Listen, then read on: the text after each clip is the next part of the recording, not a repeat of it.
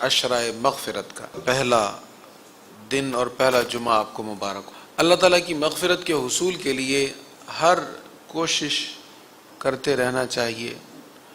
اللہ تعالیٰ اس عشرۂ کریم میں ہماری بے حساب مغفرت فرما دے۔ سورہ مؤمنون کی ابتدا میں اللہ تعالیٰ فرماتا ہے قد افلح المؤمنون، بے شک ایمان والوں نے فلاح حاصل کر لی، کامیابی حاصل کر لی۔ الذین هم فی صلاتہم خاشعون، جو اپنی نمازوں میں خشوع کرتے ہیں۔ ایمان والے کون کامیاب ہیں؟ جو اپنی نمازوں میں خشوع کرتے ہیں۔ خشوع کیا ہے؟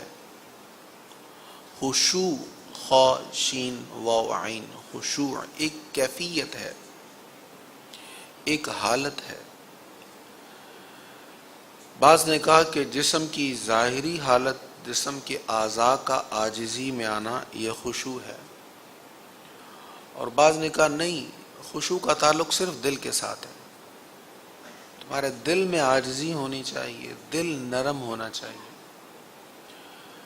لیکن اتفاق یہ ہے کہ ظاہر میں بھی عاجزی ہو اور اندر بھی عاجزی ہو، یہ خشوع ہے۔ ظاہری کیفیت بھی عاجزی والی ہو، لیکن صرف ظاہر پر عاجزی ہو اور دل خالی ہو، دل میں عاجزی نہ ہو، یہ منافقت ہے، اس سے منع کیا گیا۔ خشوع کے بارے میں چند اقوال سماعت فرمائیں۔ حضرت ابو القاسم بن حوزان قشیری فرماتے ہیں خشوع کا معنی ہے حق کی اطاعت کرنا، اور حضرت محمد بن علی ترمذی نے کہا کہ خشوع کرنے والا وہ ہوتا ہے جس کی شہوت کی آگ بجھ گئی ہو، جو اپنی خواہشوں کو، ایسی خواہش کو جو اللہ کو پسند نہیں ہے، اس کو دبا چکا ہو، جس کے سینہ میں غضب ٹھنڈا ہو گیا ہو۔ سینوں کا غضب جو ہے نا وہ ٹھنڈا نہیں ہوتا ہمارا، سینے میں آگ، سینے میں بغض، سینے میں نفرت کا ایسا سمندر ہمارے ہاں برپا رہتا ہے کہ وہ ٹھنڈا نہیں ہوتا۔ فرما خاشع، خشوع کرنے والا وہ ہوتا ہے جس کے سینے میں آگ نہیں ہوتی، غضب نہیں ہوتا، نفرت نہیں ہوتی۔ اور خاشع کون ہوتا ہے؟ جس کے دل میں اللہ تعالی کی تعظیم کا نور روشن ہو جائے۔ اللہ تعالیٰ کی تعظیم کا نور جب روشن ہو تو دل میں خشوع آ جاتا ہے۔ حضرت جنید بغدادی سے کسی نے سوال کیا حضرت خشوع کیا ہے؟ فرمایا علام الغیوب کے لیے دل کو نرم کرنا خشوع ہے۔ علام الغیوب یعنی اللہ تعالیٰ جو ہر غیب کو جانتا ہے۔ اب یہاں اس عنوان میں میری گفتگو مشکل نہیں، آسان ہے، الفاظ تھوڑے سے مشکل ہوں تو میں وضاحت کر دوں گا، لیکن اگر سمجھیں گے تو انشاءاللہ فائدہ ہوگا۔ علام الغیوب یعنی ہر غیب کو جاننے والی اللہ کی ذات ہے۔ تو اللہ تعالیٰ صرف ہمارے ظاہر کو نہیں جانتا، وہ تو دل میں ہر غیب، ہر خیال، دل میں، ذہن میں، سوچ میں جو کچھ ہے ہر شے کو جانتا ہے۔ فرمایا یہ تمہارا ذہن مضبوط ہو، عقیدہ پختہ ہو، وہ ہر شے کو جانتا ہے۔ اب جب وہ ہر چیز کو، ہر کیفیت اور ہر حالت کو جانتا ہے، اب دل کو اس کی خاطر نرم کر لو، اس کی خاطر دل نرم ہو جائے۔ ہم جب لوگوں کی خاطر دل نرم کرتے ہیں نا تو کہیں دل نرم ہوتا ہے، کہیں دل نرم نہیں ہوتا۔ کسی کے لحاظ کی وجہ سے ہم درگزر کر لیتے ہیں، اور کسی کو ہم پہ اتنا لحاظ نہیں ہوتا، یا ہمارے پنجابی میں کہتے ہیں پار، ایسا نہیں ہوتا تو ہم دل نرم نہیں کرتے۔ تو آپ فرماتے ہیں دل نرم کرو اللہ کے لیے. جب اللہ کے لیے دل نرم ہوگا پھر ہر کسی کے ساتھ درگزر والا معاملہ ہو جائے گا, پھر ہر کسی کو معاف کرنا آسان ہو جائے گا. اچھا, جب یہ کیفیت ہوتی ہے اور اس حال میں انسان اللہ کی عبادت کرتا ہے, اللہ کے حضور جھکتا ہے, تو انعام بہت بڑا ملتا ہے, انعام بہت بڑا ملتا ہے. حضرت سیدنا عثمان غنی رضی اللہ تعالیٰ عنہ بیان کرتے ہیں کہ رسول اللہ صلی اللہ علیہ وسلم کو میں نے یہ فرماتے سنا, حضور کا ارشاد میں نے سنا ہے. آپ نے فرمایا جس مسلمان شخص پر نماز کا وقت آیا اور اس نے اچھی طرح وضو کیا اور نماز میں اچھی طرح خشوع کیا, یعنی اس کیفیت کے ساتھ, ان محسوسات, اس فیلنگز کے ساتھ اس نے نماز پڑھی, تو فرمایا اللہ تعالیٰ اس نماز کی وجہ سے اس کے پچھلے سارے گناہ معاف کر دے گا. اب ایک ہم آئے نماز پڑھ رہے ہیں, نماز میں ہم ہیں, حاضر ہیں, ہمارا پورا جسم یہاں پہ موجود ہے لیکن دل موجود نہیں, ہمارا ذہن موجود نہیں. اس کا مطلب یہ نہیں کہ اگر ایسی کیفیت ہو تو نماز چھوڑ دو, نماز تو پھر بھی پڑھنی, لیکن درجہ ڈیفرنٹ ہے, درجہ بہت فرق. جس کا دل یہاں حاضر نہیں ہے, جس کا دھیان کہیں اور ہے, اس کی بھی نماز اللہ قبول فرمائے, چاہے تو وہ فرما لے گا. لیکن جو خشوع کے ساتھ نماز پڑھے گا, جو حضور قلب کے ساتھ نماز پڑھے گا, اس کیفیت کے ساتھ نماز پڑھے گا, حضور نے فرمایا اللہ پچھلے سارے گناہ معاف کر دے گا, اور آئندہ بھی معاف کرتا رہے گا جب تک وہ کبیرہ گناہ نہ کر لے. میں نے پہلے بھی عرض کیا تھا کہ جہاں ذکر ہو نا کہ سارے گناہ اللہ تعالیٰ معاف فرما دیتا, تو اس میں صغیرہ گناہ ہوتے ہیں, کیونکہ کبیرہ گناہوں کے بارے میں الگ حدیث آ گئی کہ اس کے لیے توبہ کرنا پڑے گی. اللہ تعالیٰ ہمیں توفیق توبہ عطا فرمائے. اب یہاں دیکھیں, ایک تو ہماری ظاہری حالت ہے, ہم نے غسل بھی کر لیا, یہ سنت بھی ہے, ہم نے اچھا لباس بھی پہن لیا, یہ بھی سنت ہے. لیکن ایک ہم اہتمام کرتے ہیں لوگوں کے لیے, یار اتنے لوگوں سے ملاقات ہوگی, وہ دیکھیں گے تو میں دکھنے میں اچھا مجھے لگنا چاہیے. تو یہ تو ظاہری چیزیں ہو گئی نا, اس کا تعلق ظاہر کے ساتھ ہو گیا. بزرگ فرماتے ہیں کہ ہمیشہ کپڑے بدلتے رہتے ہو, کبھی اندر بھی تو بدلو. کپڑے بدلتے ہو جس کو لوگوں نے دیکھنا ہے, اور جس کو اللہ نے دیکھنا ہے اس کو چینج نہیں کرتے. اللہ ہمیں توفیق دے. نبی رحمت صلی اللہ علیہ وسلم کا ایک ارشاد, بڑا زبردست ارشاد اس حوالے سے, ان اللہ تعالی لا ينظر الى صورکم, وہ اللہ تعالیٰ تمہاری صورتیں نہیں دیکھتا. حضور فرماتے ہیں اللہ تعالیٰ تمہاری صورتیں نہیں دیکھتا, وَلَكِنْ يَنْظُرُ إِلَىٰ قُلُوبِكُمْ, لیکن تمہارے دلوں کو دیکھتا ہے. وہ تمہارے دل دیکھتا ہے, تمہارے دل میں کیسی کیفیت ہے, تم کس نیت, کس ذوق کے ساتھ اس کے حضور حاضر ہونے کے لیے کھڑے ہوئے ہو. حضرت عقبہ بن عامر بیان کرتے ہیں کہ رسول اللہ صلی اللہ علیہ وسلم نے فرمایا جو مسلمان بھی اچھے طریقہ سے وضو کرتا ہے, پھر اس طرح کھڑا ہو کر نماز پڑھتا ہے, 2 رکعت نماز پڑھتا ہے, اور ان 2 رکعتوں میں اپنے دل اور چہرے کو اللہ کی طرف متوجہ رکھتا ہے, ان 2 رکعتوں میں اپنے دل کو, اپنے چہرے کو, یعنی اپنے پورے جسم کو اللہ کی طرف متوجہ رکھتا ہے, تو ان 2 رکعتوں کی برکت سے اس پر جنت واجب ہو جاتی. ہم کھڑے ہیں نماز میں, دھیان کہیں اور ہے, دیکھ کہیں اور رہے ہیں, یہ بھی نماز ہے, لیکن اگر ساری توجہ رب کی طرف ہوگی تو پھر 2 رکعتیں بھی بخشش کے لیے کافی. اللہ اکبر. حضرت ابن عباس رضی اللہ تعالیٰ عنہ سے حضور کی نماز استسقاء کے بارے میں کسی نے سوال کیا کہ حضور نے نماز استسقاء جب ادا فرمائی تو کیسے کہی, کیسے نماز ادا کی.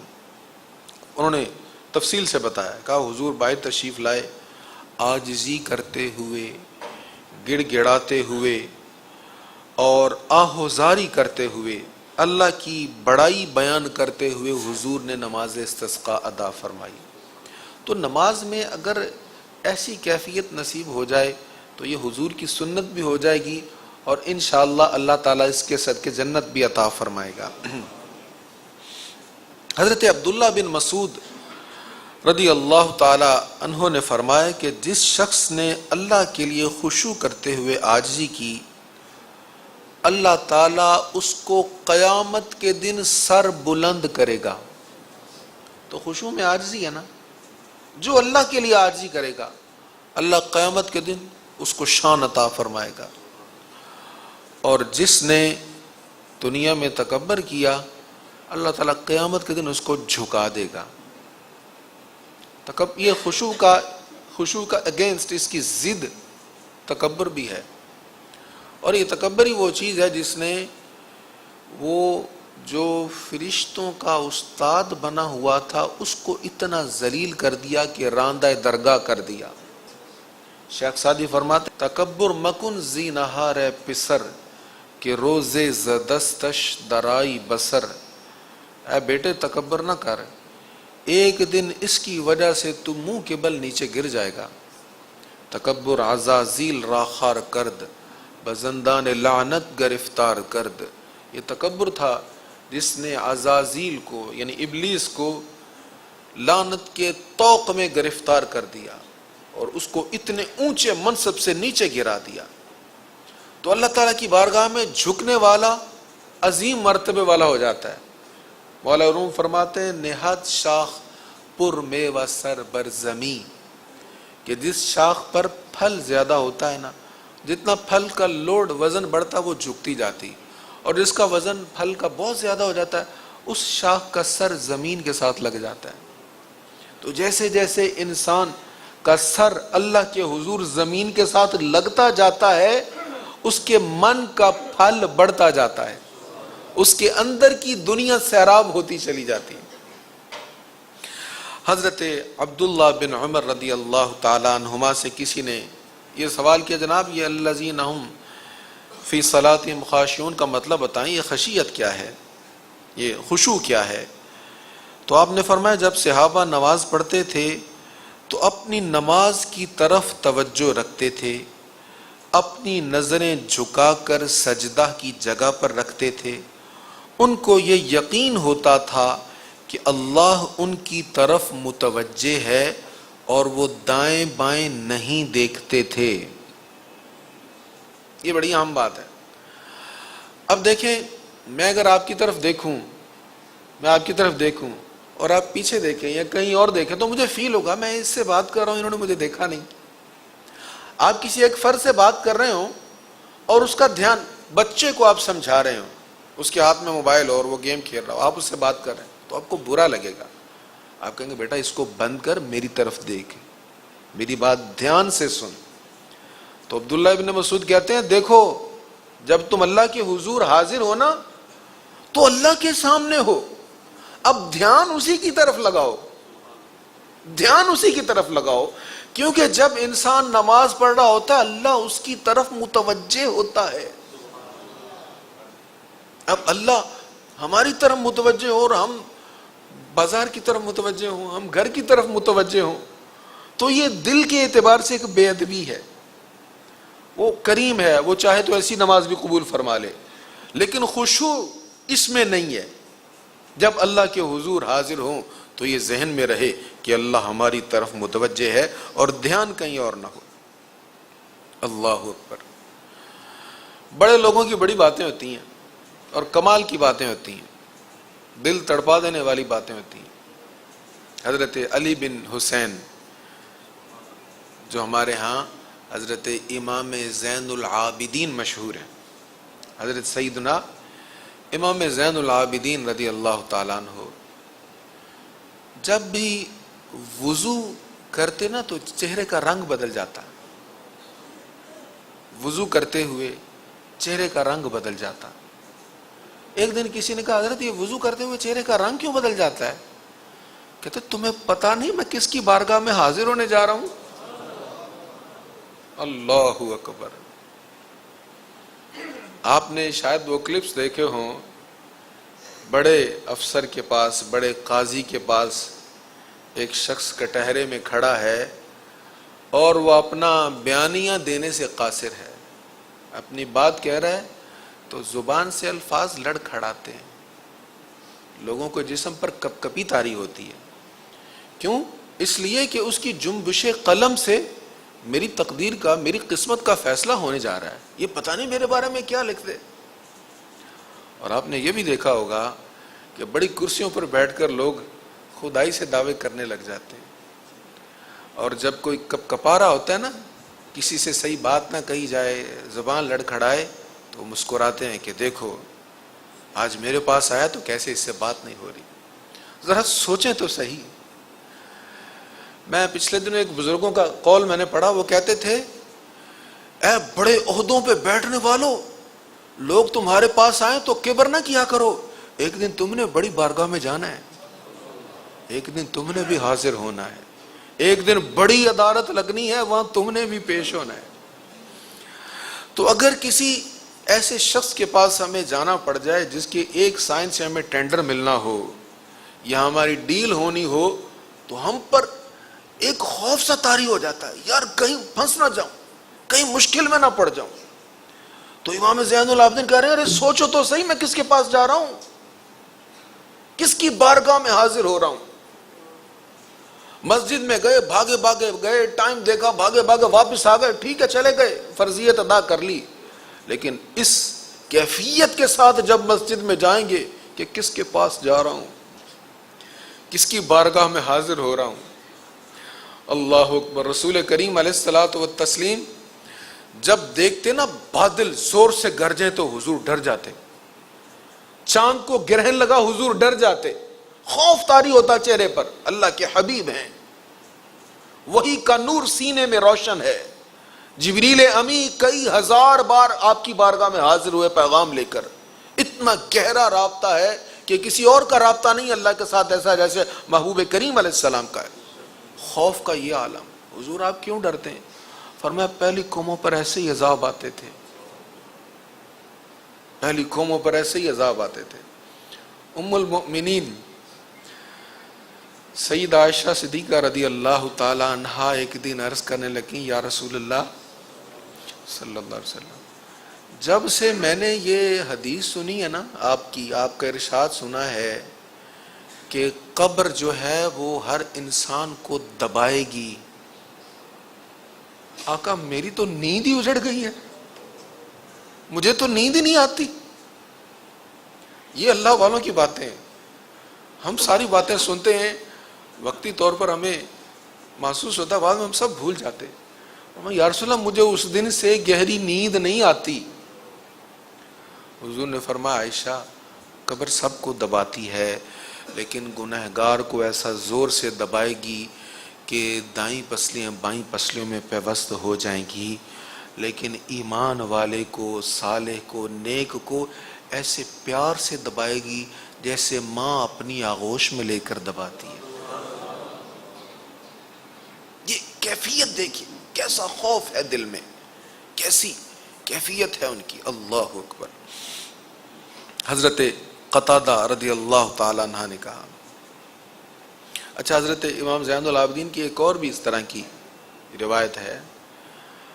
آپ احرام باندھا نا، ہم احرام باندھتے ہیں تو تلبیہ پڑھتے ہیں نا، لبیک اللہم لبیک لبیک لا شریک لک لبیک ان الحمد والنعمت لک والملک لا شریک لک. تو لبیک کا مطلب ہوتا ہے میں حاضر ہوں، یا اللہ میں حاضر ہوں، میں تیری بارگاہ میں حاضر ہو رہا ہوں. تو لبیک پڑھا تو بے ہوش ہو گئے، گر گئے. ہوش میں آئے تو کسی نے کہا جی بے ہوش کیوں ہو گئے؟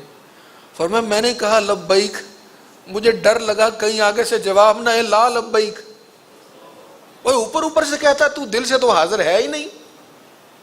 اس خوف سے میں بے ہوش ہو گیا. اللہ اکبر. حضرت قتادہ رضی اللہ تعالی عنہ نے کہا دل میں جب خشوع ہو تو خدا کا خوف ہوتا ہے اور نماز میں نظریں نیچی ہو جاتی ہیں. حکیم ترمذی اور امام بہقی نے شعب الایمان میں حضرت سیدنا ابو بکر صدیق رضی اللہ تعالیٰ عنہ سے روایت کیا، رسول اللہ صلی اللہ علیہ وسلم نے فرمایا نفاق کے خشوع سے اللہ کی پناہ طلب کرو. نفاق کے خشوع سے اللہ کی پناہ طلب کرو۔ صحابہ نے پوچھا یا رسول اللہ نفاق کا خشوع کیسا ہوتا ہے؟ آپ نے فرمایا بدن پر خشوع ہوتا ہے اور دل میں نفاق ہوتا ہے۔ ایک مثال دے کر میں اس بات کو سمجھاتا ہوں۔ آپ کو کوئی کہے میں تم سے بڑی محبت کرتا ہوں، بہت زیادہ محبت کرتا ہوں، جب تم نہیں ہوتے تمہیں یاد کرتا رہتا ہوں۔ اگر آپ کو پتہ چلے یہ آپ سے محبت نہیں کرتا، نہ ہی آپ کو یاد کرتا ہے، تو آپ کو کتنا برا لگے گا؟ آپ کہیں گے ایک تو اس نے مجھ سے جھوٹ بولا اور مجھے دھوکہ دے رہا ہے، مجھے یہ کہہ رہا ہے کہ میں محبت کرتا ہوں، محبت تو ہے نہیں۔ تو حضور یہ بات بیان فرما رہے ہیں کہ ظاہر کا خشوع، ظاہری طور پر عاجزی کا اظہار کرنا، ظاہری طور پر یہ محسوس کروانا لوگوں کو کہ میں اللہ سے بڑا ڈر رہا ہوں، لیکن دل میں اللہ کا خوف نہ ہو، فرمایا یہ نفاق ہے، ایسا نہ کرو۔ ظاہر سے اگر خشوع کا اظہار ہو رہا ہے تو دل میں اس سے زیادہ خشوع ہونا چاہیے۔ خشوع میں یہ چیز لازم ہے کہ نماز میں ہم حرکت نہ کریں، بلا وجہ ادھر ادھر دھیان نہ کریں۔ حضرت ام رومان رضی اللہ عنہا حضرت ابو بکر صدیق رضی اللہ تعالیٰ عنہ کی زوجہ ہیں اور ام المومنین سیدہ عائشہ صدیقہ رضی اللہ تعالیٰ عنہ کی والدہ ہیں۔ آپ کہتے ہیں میں ایک دن نماز پڑھ رہی تھی اور نماز میں میرا جسم ہل رہا تھا، یعنی میں ساکت نہیں کھڑی تھی۔ تو حضرت ابو بکر صدیق رضی اللہ تعالیٰ عنہ نے سختی کے ساتھ مجھے ڈانٹا، قریب تھا کہ میری نماز ٹوٹ جاتی۔ پھر حضرت ابو بکر صدیق رضی اللہ تعالیٰ عنہ نے کہا میں نے رسول اللہ صلی اللہ علیہ وسلم کو یہ فرماتے ہوئے سنا ہے کہ جب تم میں سے کوئی شخص نماز پڑھ رہا ہو تو اپنے تمام اعضاء کو ساکن رکھے، جسم اس کا سکوت میں ہونا چاہیے، حرکت نہیں ہونی چاہیے، کبھی ادھر خارج کر رہے ہیں، کبھی ادھر کر رہے ہیں، کبھی داڑھی شیف سے کھیل رہے ہیں۔ بلکہ ایک روایت ہے ایک شخص نماز میں اپنی داڑھی شیف میں انگلیاں پھیر رہا تھا، کھیل رہا تھا۔ حضور علیہ السلام نے دیکھ کر فرمایا اس کے دل میں خشوع نہیں ہے، یہ خشوع سے فارغ ہے۔ تو نماز میں بلا وجہ حرکات و سکنات کرنا یہ خشوع کے خلاف ہے۔ ہاں اگر آپ کو بہت زیادہ کسی جگہ پہ کھجلی ہوئی، خارش ہوئی، کر سکتے ہیں، لیکن ایک سے زائد بار نہ ہو، یہ کوشش ہونی چاہیے۔ اچھا یہاں سے ایک اور مسئلہ بھی عرض کر دوں۔ ویسے تو مسجد میں جب ہم آتے ہیں عام طور پہ فون بند کر لیتے ہیں، کبھی فون چلتا رہ گیا، یاد بھول گیا۔ اب نماز کے دوران فون کی بیل بجی ہے تو فقہا نے کہا ہے کہ عمل قلیل جائز ہے، عمل قلیل۔ اب عمل قلیل کیا ہے؟ آپ نے پاکٹ پر ہاتھ رکھا اور اس کا سائیڈ بٹن پریس کر دیا، اس سے بیل بند ہو گئی۔ تو اگر اس طرح ہو سکتا ہے تو یہ تو کرنا جائز ہے، لیکن یہ جائز نہیں جیب سے موبائل نکالیں، اس میں پھر بٹن دبائیں اور پھر اس کو بند کریں، پھر جیب میں رکھیں، یہ عمل کثیر ہو گیا، یہ نماز کے خلاف ہے۔ تو یہ اس میں تھوڑی سی کوشش ہونی چاہیے کہ ہم ایسی بیل لگائیں ہی نہ کہ جو نماز میں کسی دوسرے کے خلل کا سبب بنے۔ بس ایک اور حدیث سن لیں۔ حضور علیہ السلام فرماتے ہیں بندہ جب نماز پڑھا اور اس کا دھیان ادھر ادھر ہو تو اللہ تعالیٰ فرماتا ہے اے ابن آدم میری طرف دھیان کر، اے ابن آدم میری طرف دھیان کر، تو جس طرف بھی دھیان کر رہا ہے میں اس سے بہتر ہوں، تو جدھر بھی دھیان کر رہا ہے میں اس سب سے بہتر ہوں۔ اللہ تعالیٰ ہمیں خشوع نصیب فرمائے۔